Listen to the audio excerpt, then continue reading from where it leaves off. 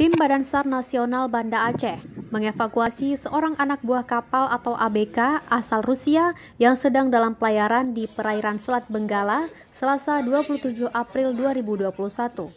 Kasih Operasi dan Siaga SAR Banda Aceh Ada Sudasa mengatakan, evakuasi medis dilakukan terhadap Alexander Melnik, merupakan salah satu ABK sebuah kapal tanker berbendera Denmark bernama MT Hulda Mertz.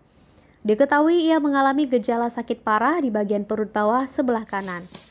Saat tiba di dermaga Ulele, tim langsung membawa warga negara asing tersebut ke Rumah Sakit Ummul Zainal Abidin, Banda Aceh untuk mendapatkan tindakan lebih lanjut.